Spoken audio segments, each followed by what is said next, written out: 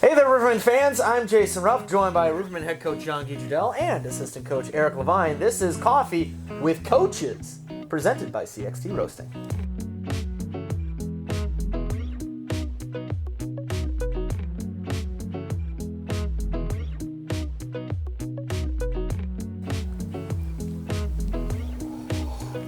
You know, in any other world, this would be called Between Two Coaches. Like, remember the old show Between Two Ferns they had? This is Between Two Ferns is fun. That was so fun. I love that show. Well, this is the season finale of Coffee with Coach, or Coaches, plural. The Rivermen getting set for the playoffs. I want to go back briefly this past weekend to both you gentlemen. How was this last weekend against Quad City a step in the right direction for the Rivermen in order to get prepared for playoffs? Against the Storm, no less. Well, to me, that's a twofold. First game, I don't think Quad really brought their best game. And for us, I thought we played well. We played the way we should. But at the same time, the second part of it to me was really important to get back to earth and see that we're never as good as we think we are, and you're never as bad as you think you are. And we have to put in the work to play well. And I thought the second game we played an average game. We still did some good things, of course, but I think away from the puck and a lot of turnovers. Puck management-wise and clock-wise, we didn't really manage a game really well, and I think that was our little problems that we had during that game. But for me, it's always great ammunition. It gives me video to show and make sure we don't make those mistakes again. Eric? Honestly, I think you'd rather go into the playoffs playing a tight game, and I think it was great for our boys to be in those situations where the game's tied, 4 or 5 minutes left, and we still want guys to be confident. You still want to have guys want to be on the ice, want the puck in their hands, want to make plays. And in playoffs, it just teaches you every single game is probably going to be tight. There's going to be plays that are going to define the game, and it's just getting our athletes used to being in those moments and not feeling like the moment's too big for them. Yeah, Guy, I mentioned this during the broadcast. That third period, especially late third period, that seemed like it was playoff hockey. I almost wish, and I'm very curious if this was an option, if you go for it, just play the 5-minute overtime, play it 5-on-5. Yeah, it would have been nice, but at the same time, Eric's talked about it the best. I think over the last few years when we had a chance, lucky enough to win two, it's always 3-4 plays that define a game in big moments. Both teams, I always say the 8 teams that are going to make the playoffs are good hockey teams. Yeah. So it's always those little moments, and I thought we struggled just a little bit away from the puck or just managing the puck, and which is great that it happened that last game to kind of see our mistakes and know that we, and also understand a little bit more from Quad City. Yeah. They have a lot of new players just like us, so it was nice to kind of play them to see what they do well, what they don't do so well that we can expose. And so for me, it was a win-win no matter what the scores were going to be, but it's always nice to come back on top. Speaking on those new players, you have 12 first-year players on this roster, including all 6-year defensemen. I know what the storyline already out there from other people. This is a young team. This is a first-place team that maybe isn't quite a first-place team. Why are those folks out there who are maybe using the youth of this Riverman team, perhaps as an excuse, why are they doubting this team at their peril? Well, because it's normal. You look at every good team in our league, they all have 12 to 15 guys come back every year. And they've been doing it for a lot of years, and I understand that too. When you have a young team, even us as coaches, we know what type of team we are. We know what our identity is, but at the same time, you don't know how they're gonna, react in those, those chaotic situations, those stressful situations, and we're excited to see it also. And I don't blame people. I know it's tough when you see 6 first-year guys on D, and you see a lot on forward too, and it's a different group than what we had, because over the past 3 years or so, we had a lot of older guys come back, and we were used to it, and you know what your power plays are. This is like we're trying to find combinations right now. But again, I always say when situations are tough sent your way, you have to find a solution. And right now, the boys are working extremely hard to make sure that we are the solution to being young. We have to just follow our identity and what we are. Eric, when you look at this team, a lot of young guys. What are some of the advantages that you have when you have a number of young players, especially on the back end? Sometimes you get that youthful exuberance. It's just guys that almost haven't been through, too many defeats in the playoffs to almost get mentally beaten down. They're just confident. They come straight out of college. They're just excited to play.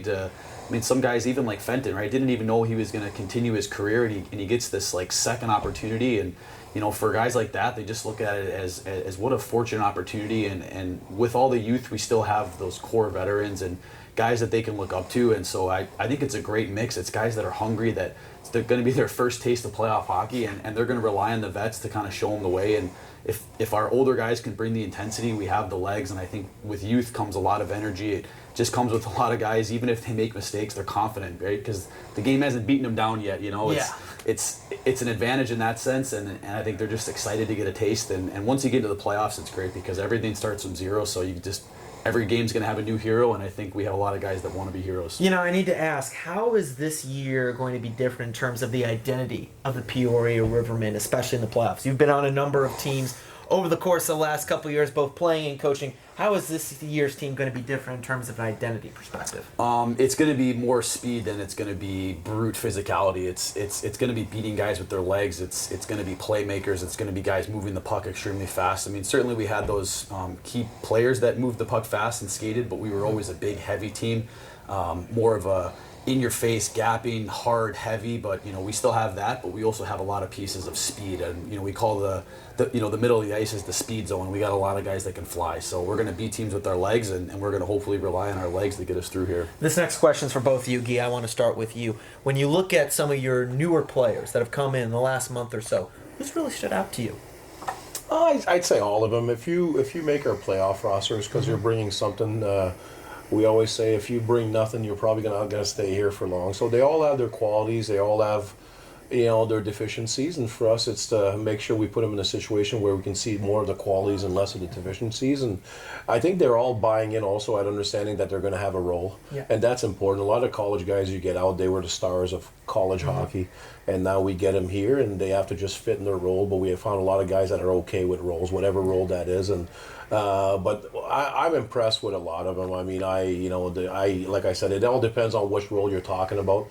If you're talking about pure smarts and and motors, I look at the Polish kid. I really like. He's very intelligent. He's great away from the puck in all three zones. If you look at just pure scoring, pure skill, then we just brought in Teddy Purcell here, so I think he does a great job of that also. So there's a lot in like even Coach said. I thought the Fenton kid, we expected a guy that was just going to kill penalties and play great defense and be heavy, but he brought a lot more than what we thought. So we're excited about all our kids, and we can't wait to go through this process, the playoff process with them. When you look at the roles that some of these new players have jumped into willingly, has there been anyone that surprised, say, oh, I didn't expect this kid to get into that role, but man, he's really embraced that role? No, I just think I was surprised. I know Pulius' coach, Kruger there at Stevens Point told me how intelligent he are and how he's good away from the puck, and he's been one of his favorite, and I can see why. I mean, you can trust him. When he's on the ice, I'm really never nervous defensively. He does such a good job as a center down low, and he's very responsible. Yet he can still bring that speed and that tenacity. He's a great F1. He bumps even if he's a smaller frame. So he's brought a lot of things I knew from the coach, but until you see it in front of your eyes, you don't know how they're going to react at the pro level, and he fits really, really well. Eric, same question. Yeah, I mean, obviously my big focus is goalies and Ds, and I mean we got 6 new guys on D. I mean I can go up and down the list. Just for me, when we made a trade earlier in the year, we got the rights to Brendan Rons. We don't really like to call guys that are in the coast. We want them to be completely bought in and really focused on where they're at. And we had a chance to get him, and our first phone call was, hey, do you even want to come here? And he was like, I absolutely cannot wait for the opportunity. And you just get a kid that's so humble, but just has seemed to work so hard every day to get better. He's always asking areas that he can improve, and such a big guy, but is so mobile. And I think it's the first time he's really been on a team that promotes offensive rotations and offensive possession as a D-man. And you can see every game his confidence is growing. He's a guy that has the puck, that wants to take it down low, is starting to be okay with playing just not on his blue line, and that adds such an element of depth. And he's been a huge surprise, such an awesome kid. And even guys like we brought in Michael Ferrandino, right? Wasn't a guy that put up 30 points in college, and we didn't really know what we were getting. I knew him a little bit he was a shooter at my goalie camps, and I knew what a great kid he was. But man, you see him on the ice, he's just a breakout machine. He's so calm, so poised, and he already looks like a pro. And it's hard because you think that he's been here all year because he's integrated so seamlessly. But man, it's just guys have confidence, and on the back end we got 6 new guys, but all guys that are hungry and are really buying into our system. I got to bring up Zachary Purcell, this week's SPHL Player of the Week. How has he earned the trust of this coaching staff in just 2 games of action? Well, he's earned it in certain situations, but like everybody else, our job is to make sure we put him in the right situation. Okay. He's got, like every young player, he's got a lot of deficiencies we have to be careful with. But that's managing your team. That's putting him where he's going to succeed and, eliminating him from putting him in spaces where he's going to struggle a little bit. And but we're really happy. I just love his attitude. He's a guy that wants to score every game, every single shift, and he loves being a hero. And that's... those Patrick Kanes, you might have a little deficiency here and there, but he loves a big moment. He wants to score the big goals. So for us, we're excited about having him, and he's the same way, I think, as Ronzi. Like, as soon as we called him, he was excited. And, it's always disappointing. He lost in the semifinals, and it's always disappointing, but he was ready to go right away. And he was here with a big smile, and he works extremely hard. So it's our job right now to make sure we just put him in the spots, especially in the playoffs. We never want to put a player in a spot where he's going to look bad. You know what I mean? So it's our job to make sure we manage him the right way. But, man, he's been a great pickup for us and really exciting player. A player that loves to just like a coach that he loves to fly. He just wants the puck and he wants to fly, so it's fun to watch. I'm sure you saw it in that shootout. First shooter for Peoria. He's out there. He's got a smile on his face from ear to ear. I even said it, you could tell he wanted to be in that moment. But, Eric, when you look at the playoffs, and Gieben brought up a really good point, you need to manage players, put them in the right positions to succeed. How important is the teamwork between you and Coach Trudel and vice versa in terms of making sure the players are in the right positions where they can succeed? Yeah, I mean, every team has their own language. It's the lifeblood of what we do, and it's just implementing that we play a certain structure to promote mistakes, right? And if guys are accountable to be in their spots, it allows the other 4 players that don't have the puck to be in the supporting areas and to know that when you're on offense, you want to think defense. So if we lose the puck, right, it's the structure permits the closest guy to be hungry on F1 to start our reload process, to start our gaps, because we're a team that with speed, you want to be excelling in the transition game, and hockey's a game of change of possession. It's amazing to watch the difference when I played to now coaching, when you see the how many times the puck changes hands. You're on offense, you're on defense. It happens 10 times a shift, and it's just really, really important that the structure is there. So the communication with players is just being accountable to doing your routes, to understand not just that you have to be here because coach said be here, but to know the why. If players kind of buy into the why am I doing this, why am I here, it's going to click in their head. And when you have all 5 guys on the ice that are bought in and dialed into this is my route, this is what's going to be best for the team, it's easy to communicate, and the players are really receptive. We're super lucky that the athletes here, we just had a meeting about you're doing it because it's what's best for the team, not not what's best for you. And you can see that players want to be out there because they want to be accountable, they want to be relied on by their teammates, and when you have that, you get a great chance to win. That mentality is really critical, isn't it? It is, absolutely. And you were talking about how we communicate. For us, when we start a game, every single matchup, everything is all set. Of course, you're going to have penalties and guys, and this and that, but we always have plan B, plan C. And I think it's pretty much seamless. Like when Levy has the D's, he knows exactly who plays in what situation, who with who. And it's really, really seamless. And then, the big decision at the end of the game, even if we play 5 against 6 or 6 against 5, all that is already prepared in practice. So everybody knows what they have to do. And I think that's been the hardest part for us, because we're trying to keep the practices short, but with I don't know how many new faces in the last month, we have to try to still get some structure in. So, it's been a lot of video. It's almost like a training camp sometimes in the last month. It's a lot of video and getting guys to make sure we're connected. Because if everybody's connected, then our communication on the bench between coaches is pretty seamless. It is. It really is. You had the players sign contracts. Could you tell us what those contracts were, what the methodology is behind those contracts, why you had them sign, and how important they are towards forming that team mentality going to the playoffs, like you mentioned? Yeah, I think it's just a playoff commitment to each other. You're trying to build a process that players are going to be accountable to each other. And we understand, we've been through it, we've won championship, we've been through a lot of finals. We know how hard it is to get there and how hard it is every single game. So we want to make sure our athletes understand that.